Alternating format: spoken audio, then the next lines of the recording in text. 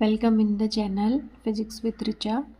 आज हमारा टॉपिक है आदर्श गैस की ग्राम अणुक विशिष्ट ऊष्माओं में अंतर Cp minus Cv equals to R। ये एक रिलेशन है। इस रिलेशन को हमने प्रूव करना है। इसको हम मेयर्स फार्मूला या मेयर का सूत्र भी कहेंगे। तो सबसे पहले हम इसके बारे में, इसका जो सूत्र है इसको कैलकुलेट करने से पहले हम Cp और Cv और R तीनों के बारे में जानेंगे। तो Cp क्या है, Cv क्या है, R क्या है। Cp आपका है specific heat at constant pressure, यानी कि कांस्टेंट प्रेशर में स्पेसिफिक हीट, और Cv है specific heat at constant volume Cv, और R is the gas constant. तो स्थिर आयतन पर विशिष्ट ऊष्मा यानी कि Cv, स्थिर दाब पर विशिष्ट ऊष्मा Cp।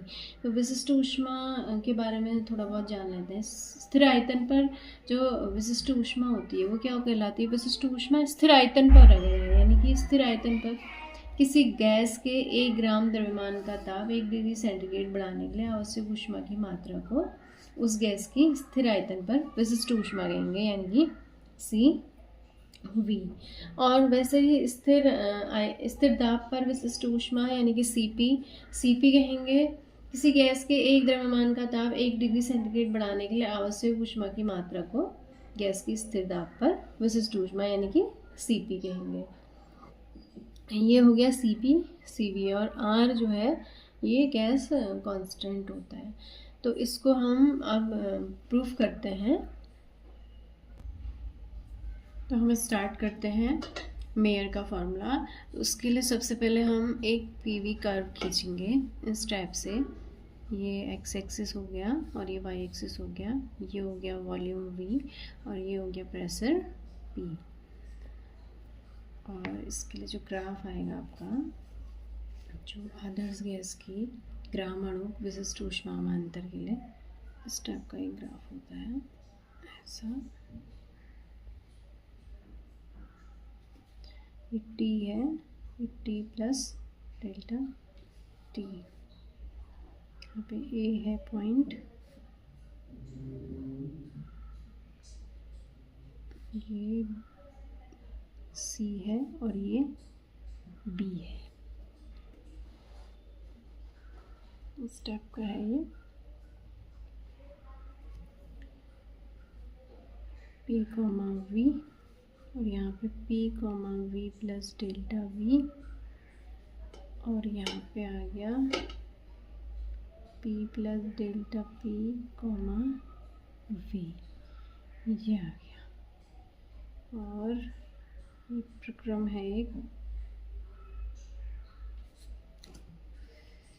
तो इसके लिए हमने एक पीवी कर्व ले लिया और इसमें हमने क्या किया, एक आदर्श गैस का 1 ग्राम अणु जो है, कोई गैस है, उसका ताप अगर ताप क्या है, T है, कोई आदर्श गैस है, उसका ताप 1 ग्राम अणु का, यानी कि उसका जो द्रव्यमान है, उसका जो द्रव्यमान है वो है 1 ग्राम अणु, यानी कि 1 ग्राम अणु को मोल भी कह सकते हैं, 1 मोल।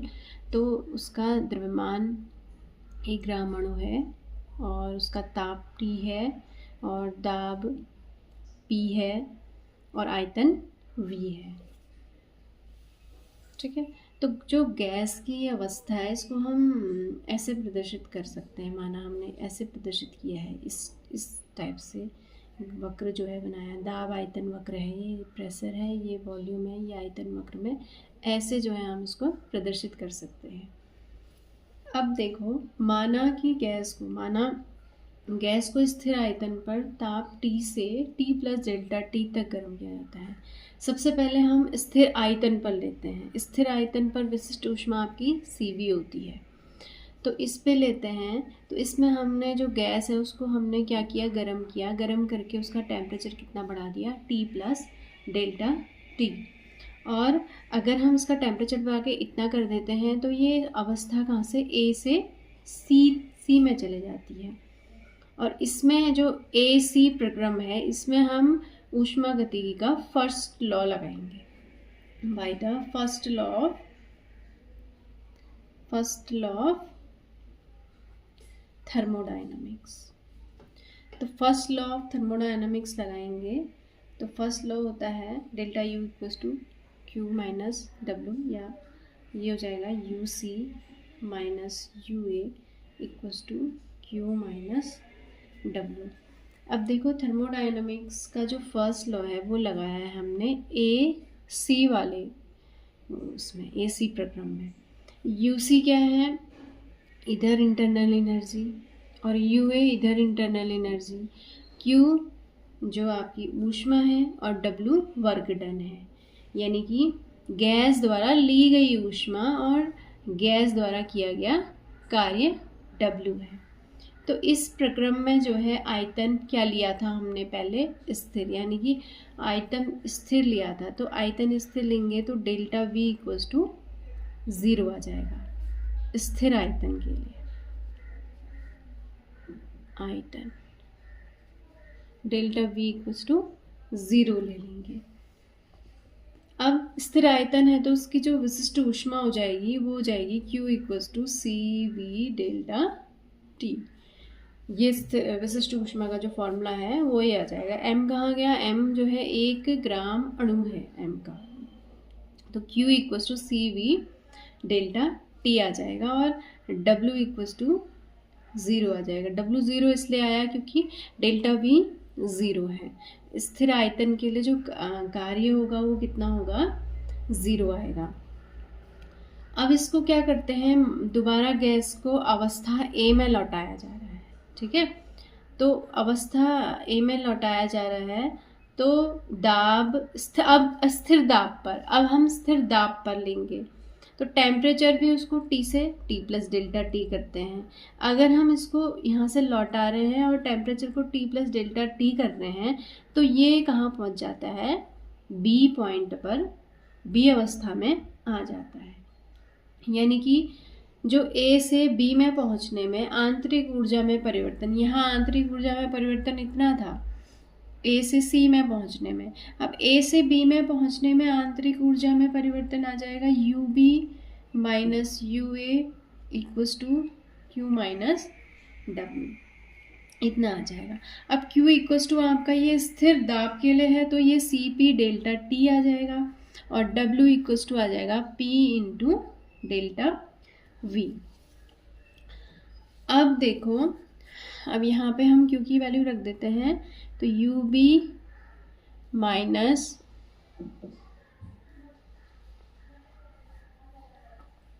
UA equals to CP delta T minus P delta V। ये Q और W के मान आपने रख दिए। यहाँ पर जो हमारा यहाँ पे आया था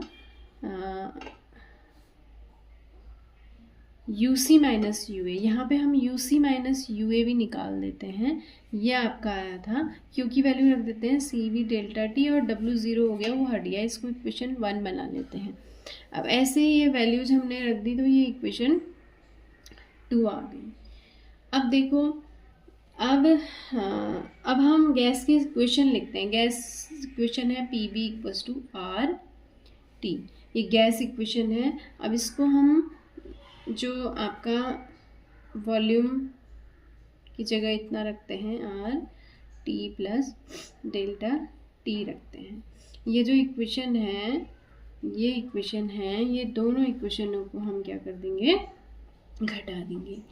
इक्वेशन 3 माइनस इक्वेशन 4, तो घटाने के बाद हमारे ये वाले टर्म कट गए, ये वाले टर्म कट गए, बचे कितने, P डेल्टा V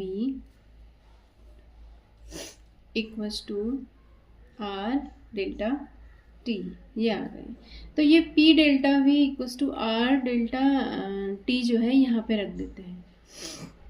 ये P डेल्टा V की जगह R डेल्टा T रख देते हैं। तो यहाँ से आ गया UB minus UA equals to delta T minus R delta T। ये इक्वेशन 5 हो गई, ठीक है।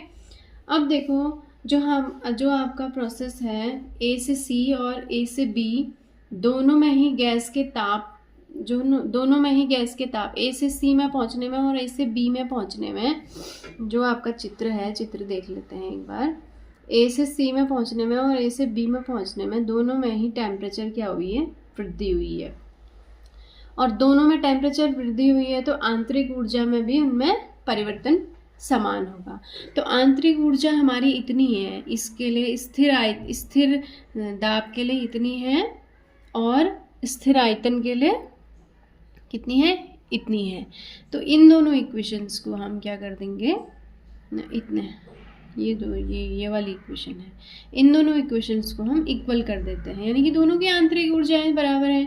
तो आंतरिक ऊर्जाएं अगर बराबर हैं तो ये आ जाएगा आपका UC minus UA equals to UB minus UA।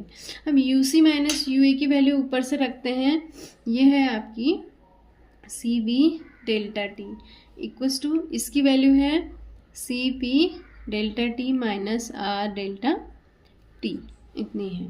तो यहाँ से डेल्टा T कॉमन आ जाएगा, ये कट जाएगा, CV equals to CP minus R।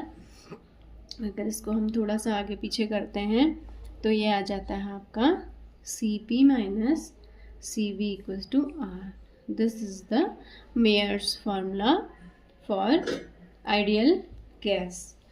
तो मेयर्स फार्मूला करने के लिए हमने इतना सब कुछ, ये पूरा डेरिवेशन ऐसे आ जाएगा, इस टाइप से स्टार्टिंग से ये पूरा एंड तक। इसको आप पॉज करके पूरा डेरिव कर सकते हो। Thank you.